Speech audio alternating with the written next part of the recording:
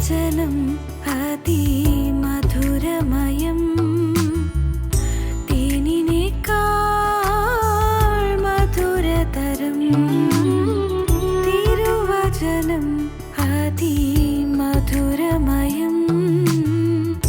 തേനിനേക്കാൾ മധുരതരം.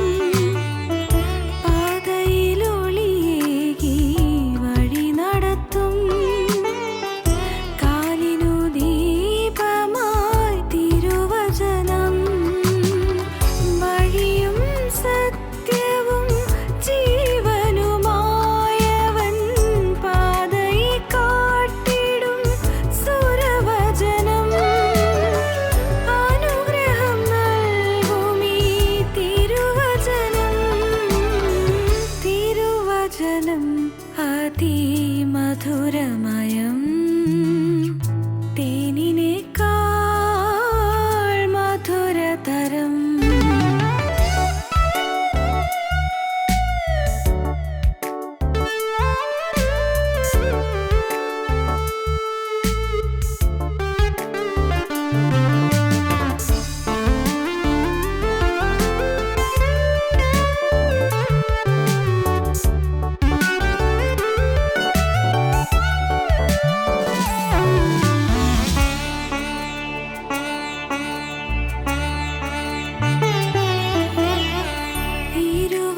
തലയുള്ള വാളിനേക്കാളും മൂർച്ചയേറുന്നതാം തിരുവചനം.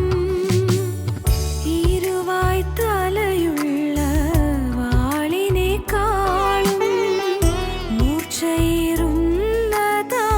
തിരുവചനം.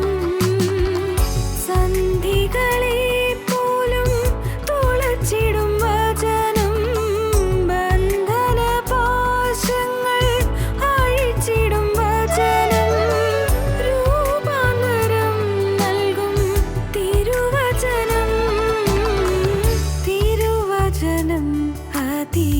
അതിമധുരമയം, തേനിനേക്കാൾ മധുരതരം. തിരുവചനം അതിമധുരമയം, തേനിനേക്കാൾ മധുരതരം.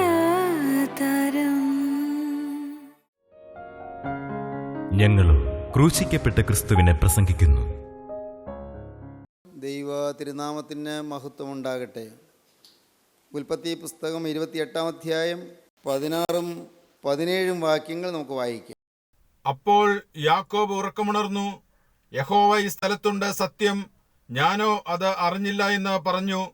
അവൻ ഭയപ്പെട്ടു. ഈ സ്ഥലം എത്ര ഭയങ്കരം! ഇത് ദൈവത്തിന്റെ ആലയമല്ലാതെ മറ്റൊന്നല്ല, ഇത് സ്വർഗത്തിന്റെ വാതിൽ തന്നെ എന്ന് പറഞ്ഞു. ദൈവത്തിന് സ്തോത്രം. അപ്പോൾ യാക്കോബ് ഉറക്കമുണർന്നു. ആ ഉറക്കത്തിലാണ് യാക്കോബിന് സ്വർഗീയ ദർശനം ലഭിച്ചത്, വിഷൻ ലഭിച്ചത്. നാം കഴിഞ്ഞ പ്രാവശ്യം യാക്കോബിന് ലഭിച്ച വിഷനെക്കുറിച്ച് ചിന്തിച്ചു. യാക്കോബിന് ലഭിച്ച ദൈവത്തിൻ്റെ വോയിസ്, ദൈവത്തിൻ്റെ ശബ്ദത്തെക്കുറിച്ച് ചിന്തിച്ചു. യാക്കോബ് ദൈവത്തോട് നേർച്ച നേർന്നതിനെക്കുറിച്ച് ചിന്തിച്ചു. ഇവിടെ നാം കാണുന്നത് യാക്കോബിൻ്റെ ഉറക്കം മാറി യാക്കോബ് ഉറക്കം ഉണർന്നു. ഇത് അക്ഷരീയമായി ഉറക്കമുണർന്നു, ശരിയാണ്. അവൻ്റെ ശരീരം മയങ്ങുകയായിരുന്നു, ബോധം മയങ്ങി കിടക്കുകയായിരുന്നു, ഉറക്കത്തിലായിരുന്നു. പക്ഷേ അത് മാത്രമല്ല, ഒരു വലിയ ആന്തരികമായ ചൈതന്യത്തിൻ്റെ ചലനമാണ് യാക്കോബിന് ലഭിച്ചത്. ആന്തരികമായ ഒരു ഉണർവാണ് യാക്കോബിന് ലഭിച്ചത്. ദൈവത്തിൻ്റെ ശബ്ദം ആര് കേട്ടാലും അകത്തൊരു ചലനം ലഭിക്കും, അകത്ത് ഉണർവ് ലഭിക്കും. ദൈവത്തിൻ്റെ സാന്നിധ്യം ലഭിച്ചാൽ, ദൈവത്തിൻ്റെ തിരുവചനം ലഭിച്ചാൽ, ദൈവത്തിൻ്റെ ശബ്ദം കേട്ടാൽ, ദൈവത്തിൻ്റെ വചനം നമ്മുടെ ഹൃദയത്തിലേക്ക് പകർന്നാൽ നമ്മുടെ മയങ്ങിയിരിക്കുന്ന ജീവിതം ഉണരും.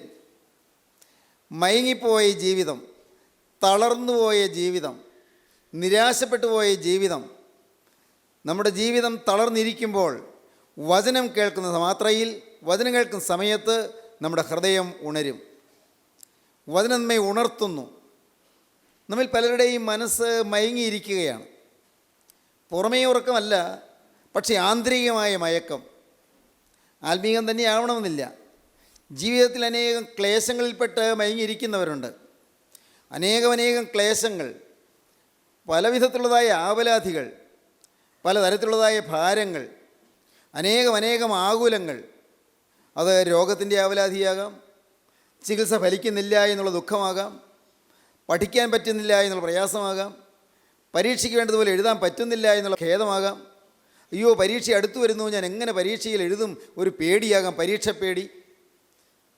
അല്ല, എൻ്റെ ബിസിനസ് തകരുന്നല്ലോ എന്നുള്ളതായ ഒരു വേദനയാകാം, കടം വന്ന് കൂടുന്നല്ലോ എന്നുള്ള പ്രയാസമാകാം. ഏതെല്ലാം തരത്തിലുള്ളതായ പ്രശ്നങ്ങളാണ് മനുഷ്യനെ അലട്ടിക്കൊണ്ടിരിക്കുന്നത്. ആന്തരിക മനുഷ്യൻ ഇന്ന് മയങ്ങുകയാണ്, നിരാശയിൽ മയങ്ങിക്കിടക്കുകയാണ്, മനസ്സ് വാടിയിരിക്കുകയാണ്, മനസ്സിൻ്റെ ഉന്മേഷം കെട്ടുപോയിരിക്കുകയാണ്, മനസ്സിൻ്റെ ചൈതന്യവത്തായ ചലനശേഷി നഷ്ടപ്പെട്ടിരിക്കുകയാണ്. മയങ്ങിയിരിക്കുന്നു മനുഷ്യൻ. നാം എല്ലാവരും ഓരോ സമയത്ത് മയങ്ങിയിരിക്കാറുണ്ട്. ചില വ്യക്തിഗതമായ പ്രതിസന്ധികൾ നമ്മുടെ ജീവിതത്തിൽ വരുമ്പോൾ, വ്യക്തിപരമായ ചില പ്രശ്നങ്ങൾ നമ്മെ അലട്ടുമ്പോൾ നാം അങ്ങ് തളർന്നു പോകും. സാധാരണ മനുഷ്യരെല്ലാം അങ്ങനെയാണ്. നമുക്കെല്ലാം വരും ഒരു തളർച്ച, ഒരു വാട്ടം വരും. ചിലപ്പോഴത് കുറേ നേരം നീണ്ടു നിൽക്കും. എന്നാൽ നാം ദൈവത്തിൻ്റെ വചനം കേൾക്കുമ്പോൾ, വചനം നമ്മെ തൊടുമ്പോൾ, വചനത്തിൻ്റെ ശക്തി നമ്മിലേക്ക് വന്ന് ആഞ്ഞടിക്കുമ്പോൾ, വചനത്തിൻ്റെ ആത്മാവ് നമ്മോട് വാദിക്കുമ്പോൾ, വചനം നമ്മുടെ ഹൃദയത്തെ ഉണർത്തും. നമ്മുടെ നിഷ്ക്രിയത്വം മാറും, നമ്മുടെ ജീവിതം ചലനാത്മകമാകും, നമ്മുടെ ജീവിതം ചൈതന്യവത്താകും, നമ്മുടെ നിരാശകൾ മാറും.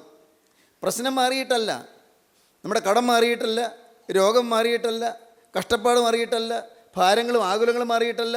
പക്ഷേ വചനം നമ്മിൽ വന്ന് ഏശുമ്പോൾ, വചനം നമ്മെ തൊടുമ്പോൾ, വചനം നമ്മുടെ ഹൃദയത്തിലേക്ക് വരുമ്പോൾ നമ്മുടെ അകത്തെ മയക്കം മാറും, നിരാശ മാറും, ഒരു ഉണർവ് നമുക്ക് ലഭിക്കും. യാക്കോബിന് ദൈവത്തിൻ്റെ വിഷൻ ലഭിച്ചു, യാക്കോബിന് ദൈവത്തിൻ്റെ വോയിസ് ലഭിച്ചു.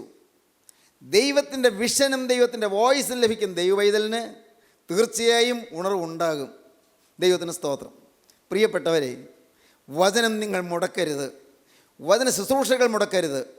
വചനത്തിൻ്റെ ശുശ്രൂഷ മുടക്കുക എന്നുള്ളതാണ് സാത്താൻ്റെ വലിയ കെണി. വചനം കേട്ടാൽ മനുഷ്യൻ ഉണരുമെന്ന് സാത്താൻ അറിയാം. വചനം കേൾക്കുമ്പോൾ മനുഷ്യൻ്റെ നിരാശ മാറുമെന്ന് സാത്താൻ അറിയാം. വചനം കേൾക്കുമ്പോൾ മനുഷ്യൻ തളർച്ച വിട്ട് ഉണർന്ന് എഴുന്നേൽക്കും, അവൻ ചൈതന്യം പ്രാപിക്കുമെന്ന് സാത്താൻ അറിയാം. ദുഷ്ടപിശാച് അതുകൊണ്ട് വചനം കേൾക്കാതെ മനുഷ്യനെ തടുക്കാൻ നോക്കും. ഉണർത്തുന്ന വചനം എവിടെയുണ്ടോ അത് കേൾക്കാതെ തടുക്കാൻ പിശാച് നോക്കും. സാത്താൻ സഹിക്കുകയില്ല മനുഷ്യൻ ഉണരരുത്. അവനെന്നും മയങ്ങിക്കിടക്കണം, അവനെന്നും ചലനമറ്റ് കിടക്കണം, അവൻ നിശ്ചേതനായി തീരണം, അവൻ കഴിവില്ലാത്തവനായി തീരണം. അവനങ്ങനെ ചലനമറ്റവനായി അവൻ്റെ ആന്തരിക ആത്മാവ് നരകത്തിൻ്റെ ഭീകരതയിലേക്ക് നീങ്ങണം. ഇതാണ് സാത്താൻ്റെ പരിപാടി. അതുകൊണ്ട് സാത്താൻ എപ്പോഴും സാത്താനും അവൻ്റെ ഏജൻറ്റന്മാരും എപ്പോഴും തിരുവചനത്തിൻ്റെ അരികിലേക്ക് നമ്മെ പോകാതെ വണ്ണം തടുക്കാൻ നോക്കും. എന്നാൽ നാം ഓർത്തുകൊള്ളണം, ഇത് സാത്താൻ്റെ കെണിയാണ്, പിശാച് വയ്ക്കുന്ന വലിയൊരു തന്ത്രമാണ്. എന്നെ ഉണർത്താതിരിക്കാൻ, ഉണർവെനിക്ക് വരാതിരിക്കാൻ പിശാച് കെണി വയ്ക്കുകയാണ്. അതുകൊണ്ട് ഒരിക്കലും ഞാൻ വചനത്തെ ഞാൻ മുടക്കുകയില്ല, വചന ശുശ്രൂഷയെ ഞാൻ മുടക്കുകയില്ല എന്ന് നാം സ്വയം തീരുമാനിക്കണം. യാക്കോബ് ഉറക്കമുണർന്നു. നമ്മിൽ പലരും നമ്മുടെ അകത്തെ ഹൃദയം തുറന്നിട്ടില്ല, അകത്ത് കണ്ണുകാഴ്ച കിട്ടിയിട്ടില്ല, അകത്തെ ഉണർവ് ലഭിച്ചിട്ടില്ല. അകത്ത് ഉണർവ് കിട്ടുക, അകത്ത് കാഴ്ച കിട്ടുക, ഉൾക്കണ്ണ് തുറന്ന് കിട്ടുക എന്ന് പറയും, അകംകണ്ണ് തുറന്ന് കിട്ടുക. അതൊരു ഭാഗ്യകരമായ അനുഭവമാണ്. ഞാൻ പണ്ട് പഠിച്ചു മനോഹരമായൊരു ഇംഗ്ലീഷ് കവിത. ഒരു കൊച്ചുകുട്ടി അവൻ അന്ധനാണ്, കാഴ്ചയില്ല. അന്ധനായൊരു ബാലൻ അവനിരുന്ന് കരയുകയാണ്. അവൻ്റെ അരികത്ത് ആരോ സംസാരിച്ചുകൊണ്ടിരിക്കുമ്പോഴാണ് അവൻ പറയുകയാണ്, എനിക്കൊന്ന് പറഞ്ഞു തരാമോ, ഈ വെളിച്ചം എന്ന് പറയുന്നത് എങ്ങനെ ഇരിക്കുമെന്ന് ഒന്ന് പറഞ്ഞു തരാമോ? നിങ്ങൾ ഈ വെളിച്ചത്തെക്കുറിച്ചൊക്കെ ഒരുപാട് കാര്യങ്ങളൊക്കെ വർണ്ണിക്കുന്നുണ്ടല്ലോ. ഈ വെളിച്ചം എന്ന് പറഞ്ഞാൽ എങ്ങനെ ഇരിക്കും? Oh say what's a thing called light which I must never enjoy. Oh say what's a thing called light which I must never enjoy. What are the blessings of site?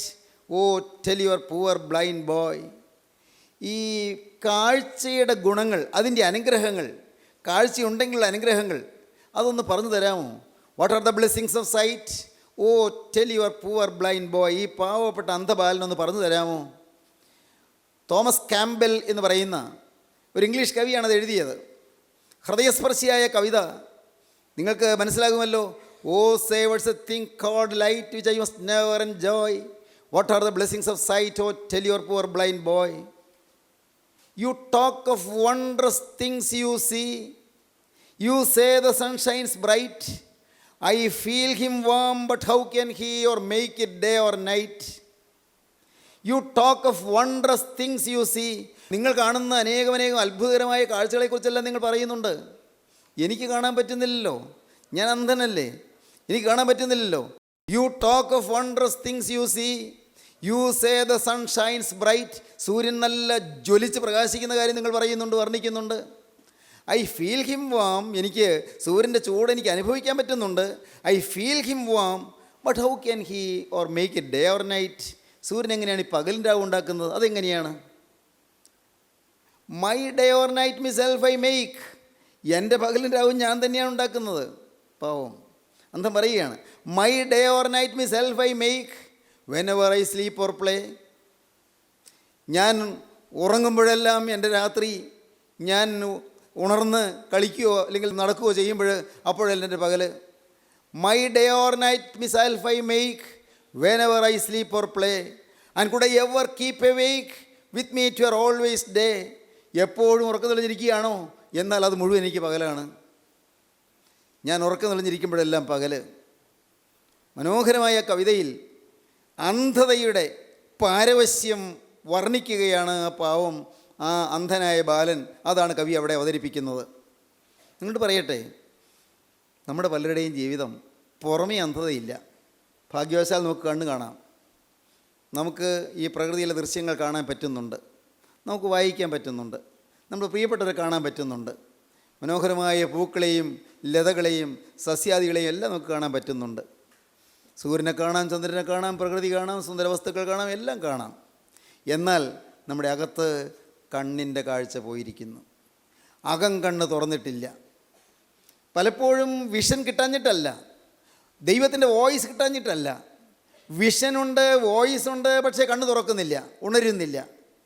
ദൈവത്തിൻ്റെ വചനം കേൾക്കുന്ന അനേകം പേരും ഇന്ന് കണ്ണ് കാഴ്ചയില്ലാത്തവരായിട്ടിരിക്കുന്നു. അപ്പോൾ വചനം കേൾക്കാത്തവരുടെ സ്ഥിതിയോ എത്രയോ ഭയാനകം.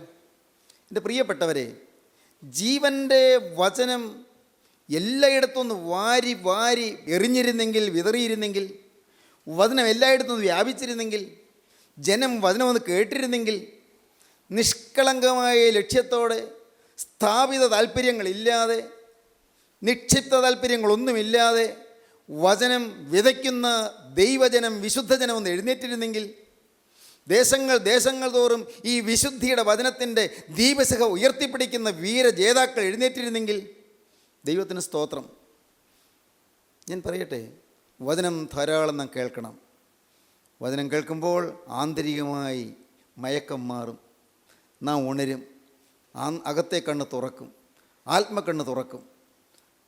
ഈ അകത്തെ കണ്ണ് തുറക്കുന്നതിനെക്കുറിച്ച് കർത്താവ് ഒരിക്കലും പറഞ്ഞു, പിതാവേ, സ്വർഗത്തിനും ഭൂമിക്കും നാഥനായുള്ളവേ, നീ ഇത് ജ്ഞാനികൾക്കും വിവേകികൾക്കും മറച്ച് ശിശുക്കൾക്ക് വെളിപ്പെടുത്തിയതുകൊണ്ട് ഞാൻ നിന്നെ വാഴ്ത്തുന്നു. അതേ പിതാവേ, ഇങ്ങനെയല്ലോ നിനക്ക് പ്രസാദം തോന്നിയത്. പല പണ്ഡിതന്മാർക്കും മനസ്സിലാകുന്നില്ല, ആത്മീയം മനസ്സിലാകുന്നില്ല. ജ്ഞാനികൾക്കും വിവേകികൾക്കും മറച്ച് ശിശുക്കൾക്ക് വെളിപ്പെടുത്തുന്ന മർമ്മമാണിത്. പണ്ഡിതന്മാർക്ക് മനസ്സിലാകുന്നില്ല, മഹാജ്ഞാനികൾക്ക് മനസ്സിലാകുന്നില്ല, താത്വിക ആചാര്യന്മാർക്ക് മനസ്സിലാകുന്നില്ല. പ്രിയപ്പെട്ടവരെ, നിങ്ങൾ കേൾക്കണമോ? റോബർട്ട് ഇംഗ്ലസോൾ വലിയ ചിന്തകനായിരുന്നു, പക്ഷേ അദ്ദേഹത്തിന് മനസ്സിലായില്ല. റോബർട്ട് ഇംഗ്ലസോൾ അദ്ദേഹം നിരീശ്വരനായിരുന്നു. യേശുക്രിസ്തുവിനെക്കുറിച്ചുള്ളതായ കാര്യങ്ങൾ വായിച്ചു, പക്ഷേ അദ്ദേഹത്തിന് ഗ്രഹിക്കാൻ കഴിയുന്നില്ല. അദ്ദേഹം വിശ്വസിച്ചില്ല. യേശുക്രിസ്തുവിനെ അദ്ദേഹം കൈക്കൊണ്ടില്ലെന്ന് മാത്രമല്ല, ഒന്നും വിശ്വസിക്കാൻ കഴിഞ്ഞില്ല. ബൈബിൾ അദ്ദേഹം വിശ്വസിച്ചില്ല. ബൈബിൾ വെറും മിഥ്യയാണെന്ന് അദ്ദേഹം പറഞ്ഞു. നിങ്ങൾക്കറിയാമോ, ഒരിക്കൽ ട്രെയിനിൽ അദ്ദേഹം യാത്ര ചെയ്യുമ്പോൾ ലൂയി വാലസിനെ കണ്ടുമുട്ടി. യാദൃച്ഛികമായിട്ടാണ് കണ്ടുമുട്ടിയത്. പരസ്പരം അവർക്ക് പരിചയമില്ല. ലൂയി വാലസ് അദ്ദേഹം പ്രസിദ്ധനായ ഒരു ഭക്തനായ വിശ്വാസിയാണ്, വലിയ സാഹിത്യകാരനാണ്. ലൂയി വാലസിനെ കണ്ടുമുട്ടി. അവരെ തമ്മിൽ പരസ്പരം സംഭാഷണം ചെയ്തു, പരിചയപ്പെട്ടു, സംഭാഷണം തുടങ്ങി. പറഞ്ഞു, റോബർട്ട് ഇംഗ്ലസോൾ പറഞ്ഞു, ലൂയി വാലസിനെ ഞാൻ കേട്ടിട്ടേ ഉള്ളൂ, ഇന്ന് ആദ്യമായിട്ട് കാണുകയാണ്, സന്തോഷമായി. ലൂയി വാലസ് പറഞ്ഞു, റോബർട്ട് ഇംഗ്ലസോൾ ഞാൻ കേട്ടിട്ടുണ്ട്, പക്ഷേ ഇന്ന് ആദ്യമായിട്ട് കാണുകയാണ്, കൊള്ളാം, ഞാൻ അങ്ങയെക്കുറിച്ച് ധാരാളം കേട്ടിട്ടുണ്ട്. അവരെ പിരിയുന്നതിന് മുൻപ് റോബർട്ട് ഇംഗ്ലസോൾ പറഞ്ഞു, നിങ്ങൾ വലിയൊരു സാഹിത്യകാരനല്ലേ, നിങ്ങൾ ബൈബിളൊക്കെ വായിക്കുന്നയാളല്ലേ, ഞാൻ നിങ്ങളോട് പറയട്ടെ, ഈ ബൈബിൾ മിഥ്യയാണ്, ബൈബിൾ വെറും പൊള്ളയാണ്. ഈ വേദപുസ്തകം എന്ന് പറയുന്നത് അത് കേവലം അബദ്ധ പഞ്ചാംഗമാണത്. അതൊന്നും മനുഷ്യൻ വിശ്വസിക്കാൻ പോകുന്നില്ല. ബുദ്ധിയുള്ള മനുഷ്യൻ, ജ്ഞാനിയായ മനുഷ്യൻ, വിദ്യാഭ്യാസമുള്ള മനുഷ്യൻ, ശാസ്ത്രബുദ്ധി തെളിഞ്ഞ മനുഷ്യൻ ഈ വേദപുസ്തകമൊന്നും കൈക്കൊള്ളാൻ പോകുന്നില്ല. നിങ്ങളൊരു കാര്യം ചെയ്യൂ, നിങ്ങൾക്ക് ഗവേഷണ പഠനം നടത്താമല്ലോ, നിങ്ങൾ ഗവേഷണ പഠനം നടത്തൂ. എന്നിട്ട് ഈ ബൈബിൾ മിഥ്യയാണ് തെളിയിക്കൂ, അത് അബദ്ധമാണ് തെളിയിക്കൂ, ക്രിസ്തു തന്നെ ഒരു അബദ്ധമാണ് നിങ്ങൾ തെളിയിക്കൂ. ലൂയി വാലസിന് ഒരു പുതിയ ആശയം, ശരിയാണല്ലോ, ഇംഗ്ലസോൾ പറഞ്ഞത് ശരിയാണല്ലോ, ഒന്ന് പഠിക്കാം. ശരിക്കും ഇരുന്ന് പഠിച്ചു. കുറച്ചും കാലം പഠിച്ചത് 4 വർഷം. 40-ാമത്തെ വയസ്സിൽ അവർ തമ്മിൽ സംഭാഷണം തുടങ്ങി. 44-ാമത്തെ വയസ്സിലാണ് പഠിത്തം തീർന്നത്. ഫയലുകൾ എഴുതി വച്ചിരിക്കുന്നു. എല്ലാം പഠിച്ചു കിട്ടിയ ഫയലുകളെല്ലാം തയ്യാറാക്കി മേശപ്പുറത്ത് ഇരിക്കുകയാണ്. പുസ്തകം എഴുതാം. യേശുക്രിസ്തുവിനെ നിഷേധിച്ചുകൊണ്ടാണ് എഴുതാൻ പോകുന്നത്. യേശുക്രിസ്തു മിഥ്യയാണെന്നും ബൈബിൾ ഒരു അബദ്ധമാണെന്നും തെളിയിക്കാനുള്ള യത്നമാണ് ആ പുസ്തകം എഴുത്ത്. ഇദ്ദേഹം മേശപ്പുറത്തെല്ലാം തയ്യാറാക്കി വെച്ചു, പേനയെല്ലാം റെഡിയാക്കി വെച്ചു. അദ്ദേഹം എഴുതാനായിട്ട് ആരംഭിച്ചു. പെട്ടെന്ന് അദ്ദേഹത്തിന് എന്തോ ഒന്ന് സംഭവിച്ചതുപോലെ ചാടി എഴുന്നേറ്റു. അദ്ദേഹം കസേരയിൽ താഴെ മുട്ടിന്മേൽ നിന്നു. അദ്ദേഹം കൈ വിറച്ചുകൊണ്ട് കൂപ്പുകയോടെ അദ്ദേഹം ഏങ്ങലടിക്കാൻ തുടങ്ങി. യേശുവേ, നിന്നെ ഞാൻ നിഷേധിക്കും തോറും നീ സത്യമായും എനിക്ക് അനുഭവമായി തീരുന്നു. യേശുവേ, നീ എന്നോട് ക്ഷമിക്കണമേ. ഞാൻ നിന്നെ എതിർക്കാൻ നോക്കി, പക്ഷേ നീ എന്നെ കൈവിടുന്നില്ല. ഞാൻ നിന്നെ നിഷേധിക്കാൻ നോക്കി, നീ പക്ഷേ എന്നെ ഉപേക്ഷിക്കുന്നില്ല. യേശുവേ, നിന്നെ സാക്ഷിപ്പാൻ എനിക്ക് ഭാഗ്യം തരണമേ. എൻ്റെ തെറ്റെന്നോട് പൊറുക്കണമേ. ഞാൻ പഠിച്ചു വെച്ചതെല്ലാം യേശുവേ നിൻ്റെ മഹത്വത്തിന് വേണ്ടി ചെലവഴിക്കാൻ എനിക്ക് ഭാഗ്യം തരണമേ. അതിനായി നിൻ്റെ കൃപ എൻ്റെ മേൽ പകരണമേ പ്രാർത്ഥിച്ചു. ലൂയി വാലസ് വീണ്ടും കസേരയിൽ എഴുന്നേറ്റിരുന്നു. കസേരയിൽ എഴുതാൻ തുടങ്ങി. മനോഹരമായൊരു പുസ്തകം എഴുതി. യേശുക്രിസ്തുവിൻ്റെ മഹത്വത്തെ വർണ്ണിക്കുന്ന വിസ്തൃതമായൊരു നോവൽ. ആ നോവലിൻ്റെ പേര് ബെൻഹർ. നിങ്ങൾ ചിലർ ഇംഗ്ലീഷ് സാഹിത്യം അറിയാവുന്ന ഒരു ഭാഷ പഠിച്ചിട്ടുള്ളവർ ചിലർ വായിച്ചിട്ടുണ്ടാകും. ബെൻഹർ അതിവിസ്തൃതമായ മനോഹരമായ പുസ്തകം. യേശുക്രിസ്തുവിൻ്റെ ആ അത്ഭുതകരമായ സ്വർഗീയമായ സ്നേഹത്തെ പ്രകീർത്തിക്കുന്ന, യേശു മനുഷ്യ ജീവിതത്തിൽ വരുന്ന അത്ഭുതകരമായ വ്യത്യാസത്തെ പ്രകീർത്തിക്കുന്ന സുന്ദരമായ അതിമനോഹരമായൊരു ഗ്രന്ഥം അദ്ദേഹം എഴുതി. അതാണ് ബെൻഹർ. ദൈവത്തിന് സ്തോത്രം. സഹോദരങ്ങളെ, കണ്ണുകാഴ്ചയില്ലാത്ത ആളുകളുണ്ട്, അകത്ത് വെളിവില്ലാത്ത ആളുകളുണ്ട്, ഇന്നും ക്രിസ്തീയത്വം ഒരു മിഥ്യയാണ് ധരിക്കുന്ന ആളുകളുണ്ട്.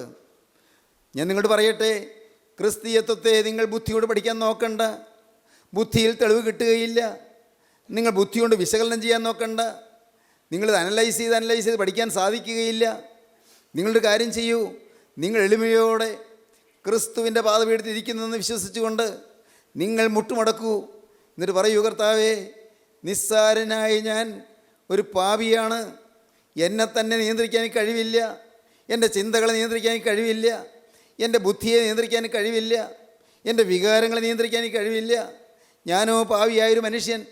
എൻ്റെ നാഥ, ഞാൻ വിശ്വസിക്കുന്നു. ഇപ്പോൾ എൻ്റെ ഹൃദയം നീ കാണുന്നു ഞാൻ വിശ്വസിക്കുന്നു. യേശുവേ, നീ എന്നെ സ്നേഹിക്കുന്നു ഞാൻ വിശ്വസിക്കുന്നു. നാഥ, നിൻ്റെ പാദപീഠത്തിൽ മുട്ടുമടക്കിയിരിക്കുന്ന ഈ നിസ്സാരനായ പാപിയോട് നീ ഒന്ന് മനസ്സലിഞ്ഞ് നാഥ, നിൻ്റെ തൃക്കരം, നിൻ്റെ ആണിപ്പാടുള്ള കരം എൻ്റെ ശിരസിൽ ഒന്ന് വെക്കണമേ. എൻ്റെ കർത്താവേ, നിന്നെ സ്നേഹിപ്പാൻ എനിക്കൊരു പുതിയ ഹൃദയം തരണമേ. നീ ഒരു യാഥാർത്ഥ്യമാണെന്ന് എനിക്കൊരു അനുഭവം തരണമേ. എന്നെ പകയ്ക്കുന്നവർ കണ്ട് ലജ്ജിക്കേണ്ടതിന് നന്മയ്ക്കായ ഒരു അടയാളം എനിക്ക് തരണമേ. പ്രിയപ്പെട്ടവരെ, നിങ്ങൾ പ്രാർത്ഥിച്ചു നോക്കൂ. നിങ്ങൾക്ക് നേരെ അനുഭവം കിട്ടും. ആരും പ്രസംഗിക്കുന്ന അനുഭവം കേൾക്കണ്ട, ആരും സാക്ഷ്യം പറയുന്നത് നിങ്ങൾ കേൾക്കണമെന്നില്ല. എന്നാൽ നിങ്ങൾക്ക് തന്നെ അനുഭവം കിട്ടും. യേശു പ്രാർത്ഥന കേൾക്കുന്നവനാണെന്ന്, യേശു നിങ്ങളുടെ ഏങ്ങലടികൾ ഏറ്റെടുക്കുന്നവനാണെന്ന്, യേശു നിങ്ങളുടെ കണ്ണുനീര് തുടയ്ക്കുന്നവനാണെന്ന്, യേശു നിങ്ങളുടെ രോഗം മാറ്റുന്നവനാണെന്ന്, യേശു നിങ്ങൾക്ക് ആശ്വാസം തരുന്നവനാണെന്ന്, യേശു നിങ്ങൾക്ക് വെളിവ് തരുന്നവനാണെന്ന്, യേശു നിങ്ങൾക്ക് ധൈര്യം തരുന്നവനാണെന്ന് നിങ്ങൾക്ക് തന്നെത്താൻ അനുഭവം കിട്ടും. വേറെ ആരും പറയുന്നതല്ല, അവനവൻ നിങ്ങൾക്ക് അനുഭവിക്കാം. ദൈവത്തിന് സ്തോത്രം. ദൈവത്തിൻ്റെ വലിയ നാമം മഹത്വപ്പെടട്ടെ. യാക്കോവിന് ഉണർവുണ്ടായി, യാക്കോവ് ഉറക്കമുണർന്നു. ദൈവത്തിന് സ്തോത്രം. ദൈവ ശബ്ദം കേട്ട് ഇന്ന് നിങ്ങൾക്ക് ഉണരാൻ തോന്നുന്നുണ്ടോ? നിങ്ങളെ ഉണർത്താൻ കർത്താവിന് ആഗ്രഹമാണ്. നിങ്ങൾ ചില കാര്യങ്ങളിൽ മയങ്ങിക്കിടക്കുകയാണ്, ചില വിഷയങ്ങളിൽ നിങ്ങൾ മയങ്ങിക്കിടക്കുകയാണ്. നിങ്ങളുടെ അകത്തെ കണ്ണ് തുറക്കാൻ നിങ്ങൾക്ക് മനസ്സില്ല. അവിശ്വാസം കൊണ്ട് കണ്ണടഞ്ഞിരിക്കുന്നവരുണ്ട്. ദൈവത്തെ അവിശ്വസിക്കുന്നവർ, ദൈവത്തെ വിശ്വസിക്കാത്തവർ, ക്രിസ്തുവിനെ അംഗീകരിക്കാത്തവർ, ക്രിസ്തു ആരാണെന്ന് അറിയാത്തവർ, ക്രിസ്തുവിൻ്റെ അപ്രമേയ ധനത്തെ ഗ്രഹിക്കാത്തവർ, ക്രിസ്തുവിൻ്റെ അത്ഭുത വ്യക്തിത്വത്തെ ഗ്രഹിക്കാത്തവർ എത്രയോ പേരുണ്ട് ലോകത്ത്. പ്രിയപ്പെട്ടവരെ, ലോകം നോക്കിയാൽ ഒരു ഭോഷത്വമല്ലേ? ലോകം നോക്കിയാൽ ക്രൂശ് ഒരു ഭോഷത്വമല്ലേ? എന്തൊരു വിഡ്ഢിത്തമായിപ്പോയി. യേശു എന്തിനാണ് കുരിശിൽ മരിച്ചത്? യേശുവിനെ രക്ഷപ്പെടാമായിരുന്നല്ലോ. കഴിഞ്ഞൊരവസരത്തിൽ ഞാൻ തന്നെ പറഞ്ഞത് നിങ്ങൾ ഓർക്കുമായിരിക്കും. യവനന്മാർ, ഗ്രീക്കുകാർ, ഗ്രീസിൽ നിന്നുള്ളവർ, അവർ വന്ന് യേശുവിനെ ക്ഷണിച്ചു, യേശുവിനെ വിളിച്ചു. നീ തട്ടും തൊഴിയും കയറ്റ് ഇവിടെ കഴിയേണ്ട, നിൻ്റെ സ്വന്തക്കാർ യഹൂദന്മാർ നിന്നെ തള്ളുന്നല്ലോ, അതുകൊണ്ട് നീ ഇവിടെ കഴിയേണ്ട. നിന്നെ ആദരിക്കാൻ ഞങ്ങൾക്കറിയാം. ഞങ്ങൾ ബുദ്ധിജീവികളെ മാനിക്കുന്നവരാണ്. അരിസ്റ്റോട്ടിനെയും സോക്രട്ടീസിനെയും പ്ലേറ്റോയെയും ആദരിച്ച ബുദ്ധിജീവികളുടെ നാടാണ് ഞങ്ങളുടെ നാട്. നീ ഇവിടെ വലയണ്ട, നീ ആളുകളുടെ അവഗണന ഏൽക്കണ്ട, വരൂ, നിന്നെ ഞങ്ങൾ സൽക്കരിച്ചു കൊള്ളാം എന്ന് പറഞ്ഞ് യവനന്മാർ, ഗ്രീസിൽ നിന്നുള്ള ബുദ്ധിജീവികൾ യേശുവിൻ്റെ അരികിൽ വന്നു. പ്രിയപ്പെട്ടവരെ, യേശു അത് സ്വീകരിക്കാഞ്ഞത് ലോകം നോക്കുമ്പോൾ മണ്ടത്തരമാണ്, ലോകം നോക്കുമ്പോൾ ഒരു വിഡ്ഢിത്തമാണ്. അത് സ്വീകരിച്ചിരുന്നെങ്കിൽ കുരിശുമരണം ഒഴിവാക്കാമായിരുന്നില്ലേ? അത് സ്വീകരിച്ചിരുന്നെങ്കിൽ വെറുതെ മുഖത്ത് തുപ്പലേൽക്കണമായിരുന്നോ? അത് സ്വീകരിച്ചിരുന്നെങ്കിൽ കന്നത്തടി ഏൽക്കണമായിരുന്നോ? ആ വലിയ സൽക്കാരവും ആ ബഹുമതിയും അംഗീകാരവും ആ പരിഗണനയും എല്ലാം സ്വീകരിച്ചിരുന്നെങ്കിൽ യേശുവിനെ കുരിശും ചുമന്നുകൊണ്ട് പോകണമായിരുന്നോ? സകലരാൽ ഉപേക്ഷിക്കപ്പെട്ട് ആരോരും തുണയില്ലാതെ രണ്ട് കൊള്ളക്കാരുടെ മധ്യത്തിൽ അവരിൽ ഒരാളെ പോലെ, ഒരു കൊള്ളക്കാരനെ പോലെ അങ്ങനെ ക്രൂശിന്മേൽ കിടന്ന് വേദനയേറ്റ് പിടയണമായിരുന്നോ? പ്രിയപ്പെട്ടവരെ, ലോകത്തിന് മുമ്പിൽ ഒരു ഭോഷത്വമാണ്, കുരിശൊരു ഭോഷത്വമാണ്. എന്നാൽ ഞാൻ നിങ്ങളോട് പറയട്ടെ, ദൈവത്തിന് സ്തോത്രം. അങ്ങനെയുള്ള ലോകത്തിൻ്റെ മുമ്പിൽ ഭോഷത്വമായി തിരഞ്ഞെടുത്ത യേശു ക്രിസ്തുവിൻ്റെ അനുയായികൾ ലോകത്തെ കീഴ്മേൽ മറിക്കുന്നു. ദൈവത്തിന് സ്തോത്രം. അങ്ങനെയുള്ളവർ അവരുടെ ജീവിതത്തിൽ വരുന്ന വ്യതിയാനം മൂലം, അവരുടെ സ്വഭാവത്തിൽ വരുന്ന മാറ്റം മൂലം, പോസിറ്റീവ് ചേഞ്ച് അവരുടെ ജീവിതത്തിൽ വരുന്നത് മൂലം, അവരുടെ ജീവിതത്തിലെ വ്യതിയാനങ്ങൾ മൂലം അവർ ലോകത്തെ കീഴ്മേൽ മറിക്കുന്നു. ദൈവത്തിന് സ്തോത്രം. അവരുടെ ജീവിതം അനേകർക്ക് മാതൃകയായി മാറുന്നു. അവരുടെ ജീവിതം ആത്മാക്കളെ ആവേശം കൊള്ളിക്കുന്നു. അവരുടെ ജീവിതം തലമുറകളെ പ്രകമ്പനം കൊള്ളിക്കുന്നു. ഹല്ലേലൂയ, ദൈവത്തിന് സ്തോത്രം. ദൈവമക്കളെ, വിശുദ്ധന്മാരുടെ ജീവിതം, അവർ ചൊരിഞ്ഞ രക്തം, അവരുടെ ആ രക്തസാക്ഷികളുടെ രക്തം ഇന്ന് വിശ്വാസികൾക്ക് വളമായി തീർന്നിരിക്കുന്നു. സഭയുടെ മൂല്യവത്തായ വളമായി മാറിയിരിക്കുന്നു. ദൈവത്തിൻ്റെ വലിയ നാമം മഹത്വപ്പെടട്ടെ. നിങ്ങളോട് ചോദിക്കട്ടെ, നിങ്ങളുടെ ജീവിതം എറിഞ്ഞു കൊടുക്കാൻ മനസ്സോ, യേശുവിൻ്റെ കൈകളിലേക്ക് വിട്ടുകൊടുക്കാൻ മനസ്സോ? അതൊരു ഭോഷത്വമല്ല, അതൊരു മഹാജ്ഞാനമാണ്. യേശുവിനായി നിങ്ങളെ തന്നെ വിട്ടുകൊടുക്കുക. ഒരിക്കലും നിങ്ങൾ വിട്ടിത്തെന്ന് കരുതണ്ട. ദൈവത്തിന് സ്തോത്രം. അത്യുന്നതിൻ്റെ കൈകളിലേക്കാണ് നിങ്ങളുടെ ജീവിതം കൊടുക്കുന്നത്. യേശുവിനോടാണ് നിങ്ങൾ വാക്ക് പറയുന്നത്. നിങ്ങളുടെ ഈ അല്പ ആയുസ് യേശുവിൻ്റെ ആണിപ്പാടുള്ള കരങ്ങളിലേക്കാണ് കൊടുക്കുന്നത്. ഈ ക്ഷണികമായ ആയുസ്, വിലകെട്ടതായി ആയുസ്, പ്രിയപ്പെട്ടവരെ, ആർക്കും വേണ്ടാത്തതായ ആയുസ്, സ്വന്തം ഭർത്താവിന് പോലും വിലയില്ലാത്ത ആയുസ്, സ്വന്തം ഭാര്യയ്ക്ക് പോലും മാനമില്ലാത്ത ആയുസ്, സ്വന്തം മക്കൾക്ക് പോലും വിലയില്ലാത്ത ഈ ജീവിതം, സ്വന്തം മാതാപിതാക്കൾ പോലും പരിഗണിക്കാത്ത ഈ ജീവിതം എല്ലാം പരിഗണിക്കുന്നതിന് കൈകളിലേക്ക് കൊടുക്കാമോ? പ്രിയപ്പെട്ടവരെ, പൈസയില്ലാതെ ഞെരുങ്ങുന്ന ജീവിതം, ആരോഗ്യമില്ലാതെ വറ്റി വരേണ്ട ജീവിതം, മനസ്സ് എല്ലാ സ്വസ്ഥതയും നഷ്ടപ്പെട്ടതായി മനസ്സ് ഉലയുന്ന ജീവിതം യേശുവിൻ്റെ കൈകളിലേക്ക് നിങ്ങൾ കൊടുക്കാമോ? യേശു നിങ്ങൾക്ക് ആശ്വാസം തരും. യേശു നിങ്ങളെ ഉണർത്തും. യേശു നിങ്ങളുടെ മനസ്സിനെ ഉണർത്തും. നിങ്ങളുടെ ഹൃദയം പൂവിടരുന്ന പോലെ വിടർന്നു വരും. നിങ്ങളുടെ ജീവിതം ഉന്മിഷത്താകും. നിങ്ങളുടെ ജീവിതം വികസിക്കും. നിങ്ങളുടെ ജീവിതം അനുഗ്രഹീതമാകും. നിങ്ങളുടെ ജീവിതം ഭാസുരമാകും. നിങ്ങളുടെ ജീവിതം അനേകർക്ക് ആശ്വാസം നൽകും. നിങ്ങളുടെ ജീവിതം മൂലം അനേകരുടെ അന്ധകാരം മാറും. അനേക കുടുംബങ്ങളിൽ വെളിച്ചം പകരാൻ നിങ്ങൾക്ക് സാധിക്കും. നിങ്ങളുടെ മക്കൾ അനുഗ്രഹിക്കപ്പെടും. നിങ്ങളുടെ തലമുറകൾ അനുഗ്രഹിക്കപ്പെടും. അപ്പോൾ നിങ്ങൾക്ക് കേൾക്കാം ഒരു വാഗ്ദത്തം. ആ വാഗ്ദത്തം എന്നെ ആശ്വസിപ്പിച്ച വാഗ്ദത്തമാണ്. ആ വാഗ്ദത്തം കേൾക്കണമോ? ആ യെശയ്യാ പ്രവചനം 59-ാം അധ്യായത്തിൻ്റെ ഒടുവിലത്തെ വാക്യം കേൾക്കൂ. ദൈവത്തിന് സ്തോത്രം. ആ വാഗ്ദത്തം നിങ്ങൾ ഇന്ന് ഏറ്റുവാങ്ങണം. ദൈവത്തിന് സ്തോത്രം. യെശയ്യാ പ്രവചനം 59-ാം അധ്യായം ഒടുവിലത്തെ വാക്യത്തിൽ മഹത്തായ വാഗ്ദത്തം നിങ്ങൾക്ക് കാണാം. സ്വർഗത്തിൽ ദൈവം നിങ്ങൾക്ക് തരുന്ന അനുഗ്രഹകരമായ ഒരു വാഗ്ദത്തമാണത്. ആ വാഗ്ദത്തം എന്താണെന്ന് കേൾക്കാം. ഞാൻ അവരോട് ചെയ്തിരിക്കുന്ന നിയമമോ ഇതാകുന്നു എന്ന് അവരോട് ചെയ്തിരിക്കുന്ന നിയമമോ ഇതാകുന്നു എന്ന് യഹോവ അരുളി ചെയ്യുന്നു. യഹോവ അരുളി ചെയ്യുന്നു. നിന്റെ മേലുള്ള എന്റെ ആത്മാവും നിന്റെ മേലുള്ള എൻ്റെ ആത്മാവും നിന്റെ വായിൽ ഞാൻ തന്ന എന്റെ വചനങ്ങളും നിന്റെ വായിൽ ഞാൻ തന്ന എൻ്റെ വചനങ്ങളും നിന്റെ വായിൽ നിന്നും നിന്റെ വായിൽ നിന്നും നിന്റെ സന്തതിയുടെ വായിൽ നിന്നും നിന്റെ സന്തതിയുടെ വായിൽ നിന്നും നിന്റെ സന്തതിയുടെ സന്തതിയുടെ വായിൽ നിന്നും നിന്റെ സന്തതിയുടെ വായിൽ നിന്നും ഇന്നു മുതൽ ഒരു നാളും വിട്ടുപോകയില്ല എന്ന് യഹോവ അരുളി ചെയ്യുന്നു. ഒരു നാളും വിട്ടുപോകയില്ല എന്ന് യഹോവ അരുളി ചെയ്യുന്നു. നിങ്ങളോടുള്ള എൻ്റെ നിയമം ഇതാകുന്നു. ഞാൻ നിങ്ങളോട് പറയുന്ന വ്യവസ്ഥ ഇതാകുന്നു. ഞാൻ നിങ്ങൾക്ക് തരുന്ന പ്രതിജ്ഞ ഇതാകുന്നു. ഞാൻ നിങ്ങൾക്ക് വാക്ക് തരികയാണ്. നിന്റെ മേലുള്ള എൻ്റെ ആത്മാവും നിന്റെ വായിൽ ഞാൻ തന്ന എൻ്റെ വചനങ്ങളും നിന്റെ വായിൽ നിന്നും നിന്റെ സന്തതിയുടെ വായിൽ നിന്നും നിന്റെ സന്തതിയുടെ വായിൽ നിന്നും ഇന്നു മുതൽ ഒരു നാളും വിട്ടുപോകയില്ല എന്ന് യഹോവ അരുളി ചെയ്യുന്നു. ഹല്ലേലൂയ. ദൈവജനമേ, തലമുറകൾ അനുഗ്രഹിക്കപ്പെടാൻ പോവുകയാണ്. തലമുറകൾ കൃപ ലഭിക്കുകയാണ്. തലമുറകൾ ഉണരുകയാണ്. ദേശങ്ങൾ ഉണരുകയാണ്. സഭകൾ ഉണരുകയാണ്. സമുദായങ്ങൾ ഉണരുകയാണ്. സഭകൾ മാറുകയല്ല, സമുദായം മാറുകയല്ല. എന്നാൽ പ്രിയപ്പെട്ടവരെ, ഹൃദയം മാറുകയാണ്. സ്വഭാവം മാറുകയാണ്. ജീവിതം മാറുകയാണ്. സ്നേഹം ജീവിതത്തിൽ നിറയുകയാണ്. ജീവിതം സ്നേഹത്താൽ ജ്വലിക്കുകയാണ്. വിശുദ്ധി കൈമുതലായി മാറുകയാണ്. വിശുദ്ധിയുടെ ദീപശ കരങ്ങൾ ഏന്തുകയാണ്. യേശുവിനെ സാക്ഷിക്കുകയാണ്. യേശു ജീവിക്കുന്നതാണ് പറയുന്നത്. ഉണരുവീൻ ദൈവജനമേ, മയങ്ങി കിടക്കല്ലേ, ഉണരുവീൻ. ക്രിസ്തുവിൻ്റെ വചനത്താൽ നിങ്ങൾ ഉണരുവീൻ. നിങ്ങളുടെ ഹൃദയത്തിൻ്റെ മ്ലാനതകൾ അകറ്റുവീൻ. നിങ്ങളുടെ മനസ്സിൻ്റെ എല്ലാ ഉന്മേഷ കുറവുകളും നീക്കിക്കൊണ്ട് ഉന്മേഷം പകരുന്ന ക്രിസ്തുവിൻ്റെ വചനത്തിന് മുമ്പിൽ നിങ്ങൾ താഴുവീൻ. യേശുവിനോട് വാക്ക് പറയുവീൻ. യേശുവേ, ഈ നിമിഷം മുതൽ ഞാൻ നിന്റെ വക. യേശുവിനോട് വാക്ക് പറയുവീൻ. യേശുവേ, ഈ നിമിഷം മുതൽ ഞാൻ നിന്റെ വക. യേശുവിനോട് വീണ്ടും പറയുവീൻ. യേശുവേ, ഈ നിമിഷം മുതൽ ഞാൻ നിന്റെ വക. Hallelujah, hallelujah, hallelujah. നമുക്ക് പ്രാർത്ഥിക്കാം. കരുണയുള്ള കർത്താവേ, ഈ മനോഹരമായ സമയത്തിനായി ഞങ്ങൾ നിന്നെ സ്തുതിക്കുന്നു. അവിടുത്തെ ജീവൻ്റെ സാന്നിധ്യം ഞങ്ങൾക്ക് തരുന്നതിനായി ഞങ്ങൾ നിന്നെ സ്തോത്രം ചെയ്യുന്നു. അപ്പോൾ ഈ വചനം കേട്ട് എല്ലാവരെയും അനുഗ്രഹിക്കണമേ. എല്ലാവരെയും തലോടണമേ. കണ്ണുനീര് തുടയ്ക്കണമേ. ഭാരതത്തിലിരിക്കുന്നവർക്ക് ആശ്വാസം നൽകണമേ. മനസ്സമാധാനം നൽകണമേ. കുടുംബശാന്തി നൽകണമേ. എൻ്റെ കർത്താവേ, രോഗികളെ സൗഖ്യമാക്കണമേ. നന്മകളാൽ നിറയ്ക്കണമേ. കൃപയിൽ പൊതിയണമേ. യേശുനാഥൻ്റെ അൻപുള്ള നാമത്തിൽ തന്നെ. ആമീൻ. ഹല്ലേലൂയ.